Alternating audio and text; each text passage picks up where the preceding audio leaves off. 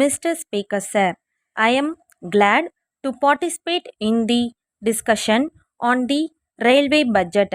We have been hearing several interesting points raised by the honorable members during the last 2 days.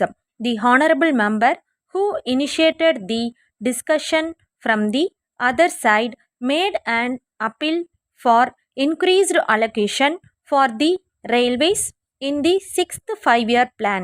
I think this is the crux of the matter. There are so many demands made on the railways, and there are so many problems that they have to face, but they cannot do so if they have not sufficient money. I think the planning commission has been rather unfair to the railways. I would only add my appeal to that made by the other speakers that this matter, even at this stage, should be reviewed and more funds should be made available to the railways for carrying out the important schemes which they have before them. Particularly, I would like to mention about the construction of new railway lines. A very small sum has been provided for this purpose in the budget proposals. I request that it may be substantially increased. Then there are one or two aspects of the working of the railways to which I would like to draw the attention of the Honorable Minister. One is the matter regarding railway accidents. This is one thing which is very much agitating the minds of the people and also the members. There is a feeling that travel on the Indian railways has become very unsafe. I am aware that the Honorable Minister himself is very much concerned about it, and he has already indicated in his speech the measures which he proposes to take in order to prevent them. But there are also other factors which lead to accidents that need to be looked into. It is not only due to the negligence of the drivers or other railway staff, but there are some other factors also, like the failure of the brakes and various other things. I think these require to be looked into. Here again, the question of funds comes.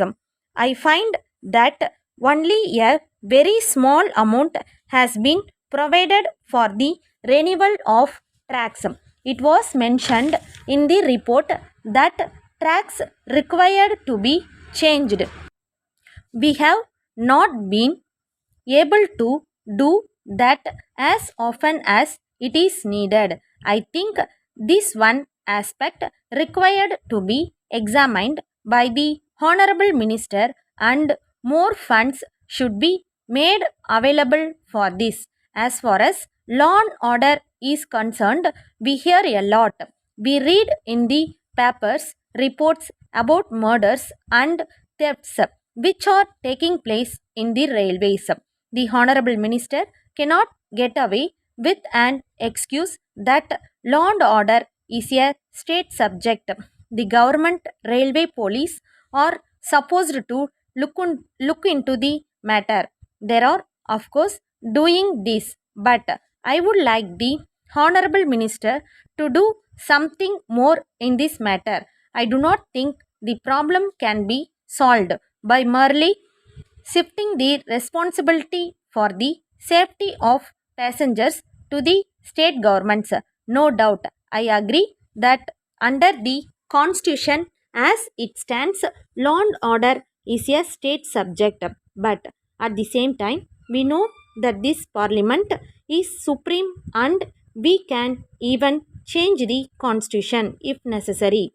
My point is that something should be done in the interest of the people to see that the protection of life and property of the passengers is made a direct responsibility of the Railway Ministry. With these few words, I thank you and conclude my speech.